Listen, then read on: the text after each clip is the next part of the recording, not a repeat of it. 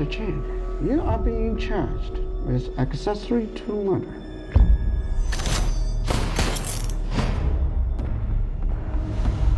So, what's the plan? I was hoping you had some ideas.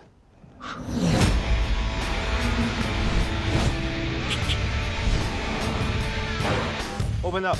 I'm sorry, I can't hear you through the glass. Can you hear me now? I trust you'll take care of it. I'll think about it.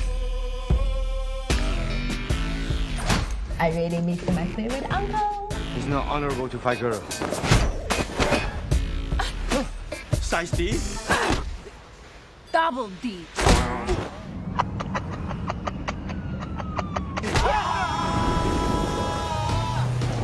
Get them, now! Go, go, go, go!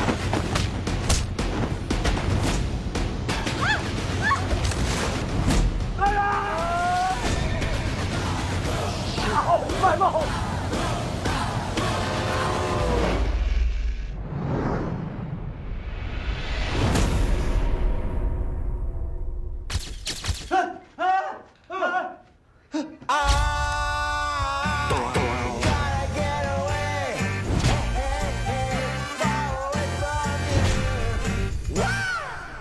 Hello. My voice said hello funny. Hello. And welcome to episode 12 of Podcast and Crime. My name's Cleve. I'm Michael. Like you unmute, come in hot, and then it's all get muted again. This is the first episode that is given to us by a viewer suggestion. Neo Archie suggested we watch SkipTrace. I don't even have jokes to lead into it. The joke is we paired Jackie Chan and Johnny Knoxville. We said two of these people are doing things. Let's get them to do things together. Who's free this winter? Grab Jackie Chan and Johnny Knoxville. Having said that, they're not terrible. They weren't the worst. Johnny Knoxville's just kind of himself, and then Jackie Chan is just kind of himself. It's a less funny pairing of Rush Hour. Oh, drastically. But I just mean it's like the same thing though. It's very much we rely on Jackie Chan to be a foreigner that nobody understands. But not the case because we're in his land more. Fair. Not he didn't understand the random Mongolians they ran into or the Russians they ran into. Yeah. But did Johnny speak Russian? He happened to be able to communicate with all of them. I don't think they ever actually spoke Russian. But basically, nobody understood Jackie Chan, and Jackie Chan understood nobody. Except for when he was in Hong Kong for 2 scenes. There were 2 scenes where they were in Hong Kong. That's right. We have Jackie Chan who plays Benny Black and Johnny Knoxville who plays Connor Watts. Probably, if I were writing a script, the 2 worst names I could think of. They're very much, Benny Black. It's good. So story. His best friend blows up because there's a bomb attached to him that's attached to him by a drug lord crime boss. We'll say crime boss. I don't think he was exclusively drugs. He ruins his entire life looking for this one guy. Johnny Knoxville sees a woman murdered, and Benny's goddaughter has a run-in with Johnny Knoxville. And then, help me out. And then... So he goes to get Johnny Knoxville because he thinks that he knows something that he doesn't. The Matador threatens him and says, well, not the Matador specifically, but someone that works for the Matador, Handsome William. Handsome William says, get me this motherfucking guy or your girl's gonna die. And so he's like, I gotta get Johnny Knoxville. He's like, no, this is crazy. And he breaks into a Russian bowling alley and steals Johnny Knoxville. And then it's about his journey from Russia to China via Mongolia. Would you like just one of the utmost random facts? Yes. Some early game trivia, if you will. Okay, yeah. So Jackie Chan came up with the name Benny for his character, just so his goddaughter could call him Uncle Benny. which was in Lethal Weapon 4, played by Kim Chan, who passed away. He changed the Y to an IE for I was thinking like he was going for an Uncle Ben situation. out of courtesy. Yeah. That's it. The whole reason his character's name's Benny is just a sweet little. And then the double B would have made sense for superhero names.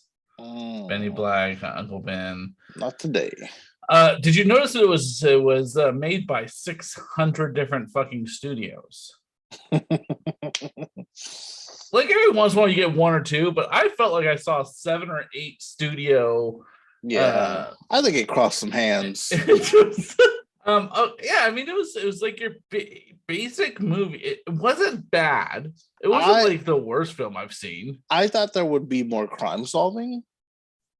Fair. There was very little to none crime solving. It was a mix of Shanghai Nights and Around the World in 80 Days. That's the vibe I got from it watching. So, yeah, in this movie they go from China, Russia, and Mongolia.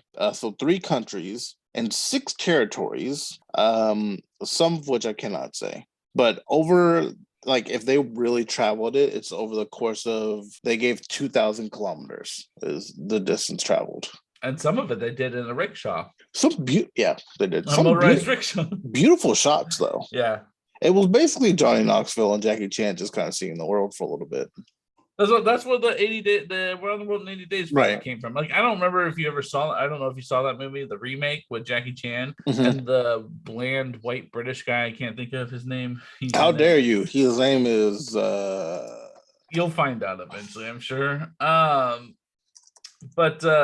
yeah, like it's just super boring. Like they did that and it was like we're gonna make it around the world, and it was supposed to be this amazing feat to go around the world and 80 days in a balloon. I got news for you because I'm obviously you're a big fan of this because you remember it. Around the World in 80 Days is also a TV show that came out in 2021. Oh, interesting. They did it. They redid it as a TV show. I wonder how terrible it is. Stephen Coogan. Thank you very much. Coogan, thank you. Okay, yeah, he's done some other white, bland, British, boring guy things. He was. I distinctly remember him off top for the Good Guy, Bad Guy, and Other Guys. He was Good Guy, Bad Guy, and Other Guys. He had the cucumber water.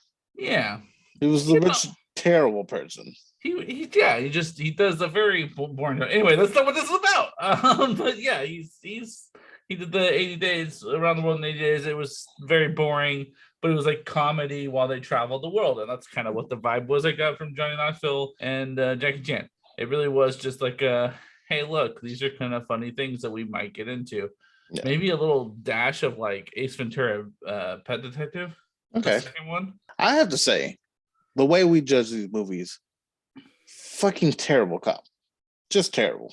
Damn. Terrible police officer. Terrible. Well, considering his best friend was the Matador the whole time. Right. Well, you did no detective work, sir. And like he got the wrong guy. Like he was like, I know this is him. I know it is. He's the Matador.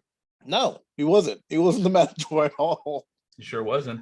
And you took the advice of Johnny Knoxville, clearly a con man. No wonder you couldn't solve this crime. You weren't even close to the right suspect. You're never going to prove it. I love that for a second. That man thought, I'm going to tell my wife I'm a crime boss and she's going to be so happy that I'm alive that she's just going to be cool with it. That man was like, I am the Matador. And she was like, man, fuck you. And then he left. His daughter? Yeah. Yeah, you said and then he left for her to, oh, sorry. And then he left for her to drown. I mean, that wasn't the plan. That wasn't the plan. So what a Titanic moment that was. You know what? Okay, so I'm gonna talk about the ending real quick. So they're on a boat. We're gonna say a boat. We'll say a big boat. Yacht kind of boat. They lock the Matador's daughter, who is Jackie Chan's goddaughter, Samantha, in a room, right? And a wreck happens and the water's flooding in. And there's a moment where, even though Jackie Chan and his partner's name, who is slipping the utmost part of my mind. Do you remember it? The Matador? Young is what it says. Anyway, there's a moment where they are like, shit, Samantha's in trouble, and they both cut all their shit and go to rescue his daughter, which I thought was really nice. And I thought, like, not a lot of movies have that where these two quote unquote rivals have to cut their shit. I understand we're fighting right now. You don't like me, I don't like you. We're both pissed, but let's cut it out for a second and let's go save her. Then they get her out and he's like, take care of her for me. And then he goes and gets in the room and locks himself back in, which I thought was dumb. But the amount of force it would take to open that door is obscene. I think I'm willing to say, yeah, maybe they could open it if they put all their weight into it, but then to close the door by himself was impressive. I think the way in which it opens, when they opened it, they had to pull it, which seems tough. But if I put my feet on the fucking side of the door and just grabbed it and pulled it shut, I think I'd have more weight behind it to attempt to. Not that that's the point. The point is that I think it's stupid that he fucking took himself out. Like, he didn't want to go to jail. Katie said the same thing. He's like, why is he locking himself out? Because he didn't want to go to jail. He knew what was up. He knew what was about to go down. But I guess if you cared about your daughter enough to cut your shit and go save her, maybe you could have still had a relationship. Nah. Also, though, I don't know what Hong Kong jail's like. And maybe we're a little unforgiving. It wasn't going to go Chinese jail. It was going to go down. Now that I say it out loud, I would try to do everything I could not to go to jail in Hong Kong. He was very selfish in general. Like, it would be hard to, no matter how selfish and terrible you are, it'd be hard to like damn your child to death, like condemn them to death. So like, even terrible people can try to do one heroic act, but at the same time, I ain't trying to go to prison. Well, he's a terrorist. You could have easily been like, well, I'm fucking crime lord now, and as long as I have money, I don't really give a shit who dies. I mean, he cared enough to just disappear off the planet from her and fake his death. Which felt so unnecessary. You could have she was a young child. Take her with you. Brainwash her. You could have took a bullet and went on leave. Like, you didn't have to fake your death for so long. That was the best though. Jackie Chan was like, why'd you do it? He goes, you might have been okay with the police salary, but I fucking wasn't. And I'm like, I get it. All right, I get it. Yeah, okay. You know what? Tale as old as time. I'm not fucking making enough. I need some side shit. If there was ever a team I'd side with, it's like a bank robbery team full of school teachers, like underpaid school teachers. Like, why'd you rob the bank? I mean, I'm a school teacher. Oh, yeah, you go free. Bartenders during COVID, like, I get it. I get it. Man, rob a bank, you do what you gotta do. Yeah, you do what you gotta do. Yeah, terrible cops. 1000%. Again. And the fucking alpaca thing, it just felt forced and weird, and so random. All buddy cop movies, all comedies, but a lot of buddy cop movies have to have this weird, like, reoccurring joke that kind of hits, but it's kind of weird. This is that. That is you wanted to have a farm of alpaca. Acupuncture. The acupuncture was the comeback joke. You know what? That one I laughed at a little bit at the very end when he looked at me. He's like, "Are they gone? Okay, good." Just passed out. Yeah. So Jackie Chan knows this punch that you could take like 2 knuckles and put it in someone's neck and make them pass out. And Johnny Knoxville tries the entire movie to do the fucking punch. What did you think about the fight against the Mongolian warriors? It was like very cliche. Zootopia does it. She saves the little tiny mouse, and then they're gonna be murdered by the mafia mouse, and she's like, "He saved me," and she's like, and then they're like, "Oh, yeah, you're part of the family now." I mean, more like choreography wise, but yeah, that does happen. He saves the chief's child, or not even save, just fucking just like, hey, you need help? You could, right? As Johnny Knoxville stealing the fucking horse.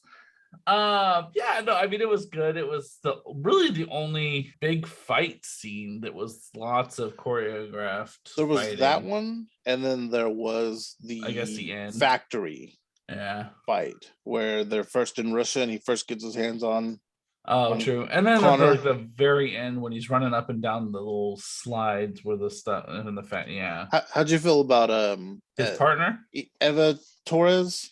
his 17-year-old partner that he ends up with. No, not that one. Oh, okay. Eve We gotta Torres. talk about that. Yeah, we'll get to that. Eve Torres, the bodybuilder Russian, the woman. Yo, I enjoyed her. I thought Yeah. she did really well. What a great character. Yeah, that was good. She's a WWE star. Oh, is she? Yeah. Cool. Yeah. I thought it was a good it was a good role. It was funny. She definitely brought some comedic value to it. Yeah. I enjoyed her a lot. Yeah. Okay, so where the movie went and where I thought it was going to go went in two different places, and that rarely happens. Maybe, and it's usually because either really good writing or not good writing. I thought we would solve the case and Jackie Chan would go and live with the Mongolian people, with that girl he was kind of flirting with a little bit, and get his alpaca farm. That he sang Adele with? Them pipes, though? He did sing Adele the whole song. It was so great. What a random fucking moment to exist. I now what a have song in my to heart choose. forever. Yeah. I have it in my heart forever. What's your favorite song? Rolling in the Deep, the Jackie Chan version? It's gonna be my fucking alarm every morning. Could it please be your alarm in the morning at the house? Can you make it play over Alexa, through the house? Yes, it was so good. But instead, we ended up with his partner, who's there's an age gap. Yeah, she's like early 20s. Yeah.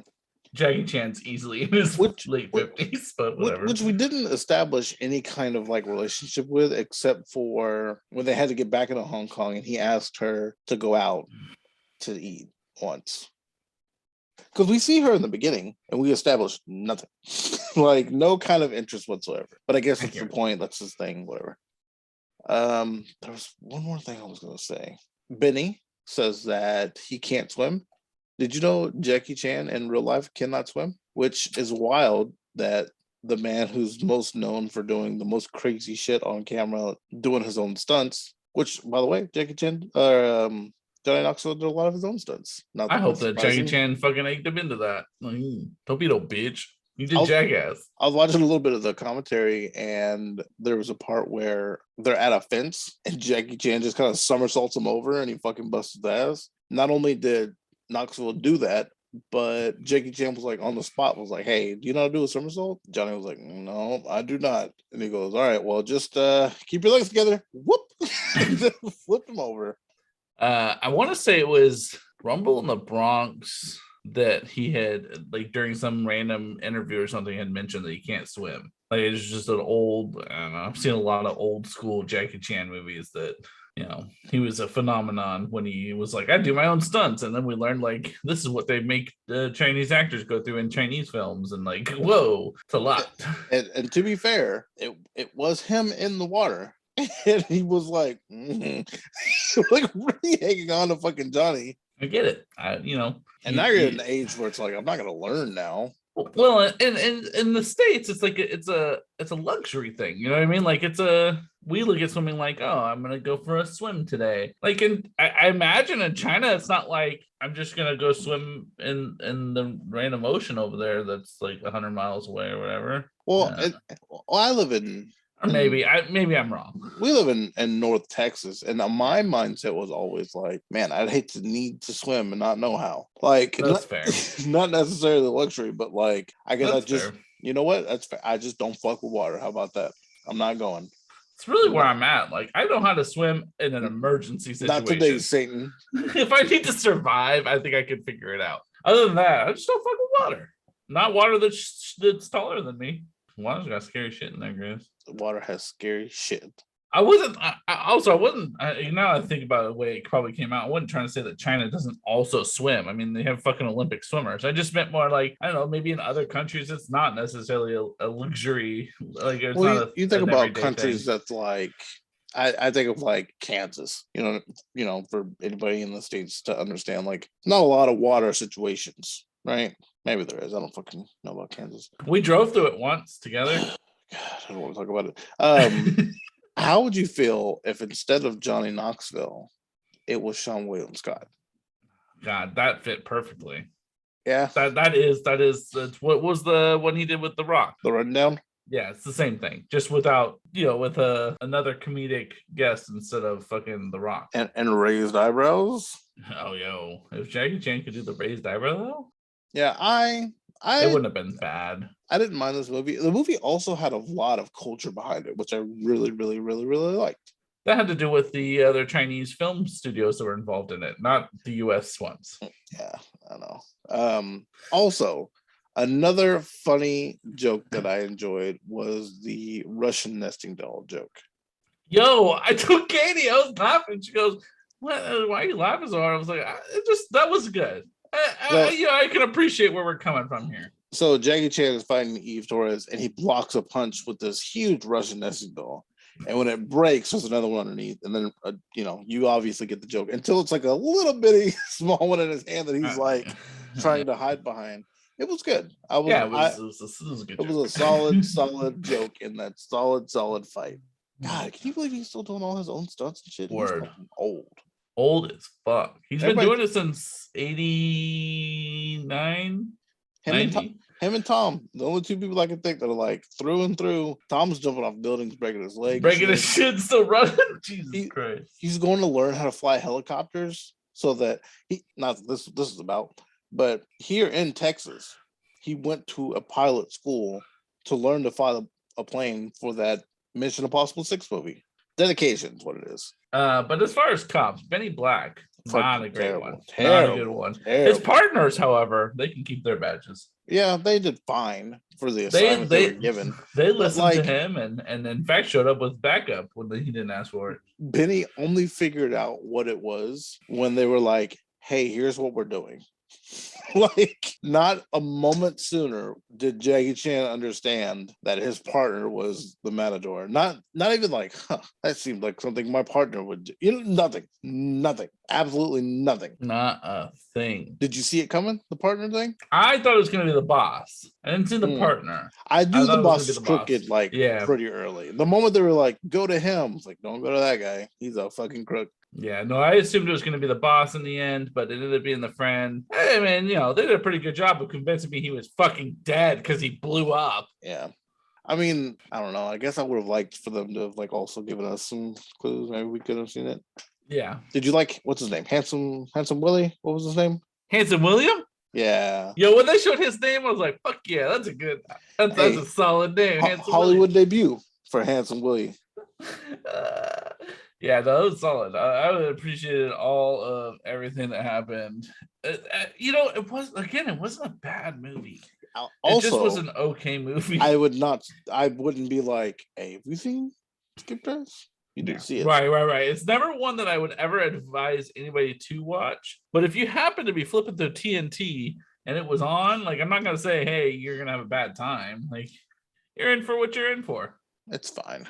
Did you like Johnny Knoxville in any of his other fucking roles? Then you might like this. You know what? He's not a bad actor, but he's also just doing himself. He's just Johnny Knoxville. But you know what? How many good actors do that constantly? Yeah, it's very, very fair. Yeah, no, that's it. Fucking turn your shit in. Yeah, all of them turn in their shit. You're not a good cop. You weren't even fucking close. You were too close to the case. This is what they say. You're too close to the case. This is one of those situations in which, how sometimes we're like, man, the buddy and the buddy cop was so good that maybe he should be a cop too. No, never. You can never trust Connor Watts to do anything ever. The moment he got any opportunities to do anything, he was out of it. He was 100% out. But turn in all your guys' shit. Yep, it's over. All right, that's it. When your captain says you're too close to this one, he is worried about a case like this. Benny Black has his heart in the case, but a great detective knows how to take a step back. Good movie, bad cops. Benny needs to turn in his badge and gun. Case closed.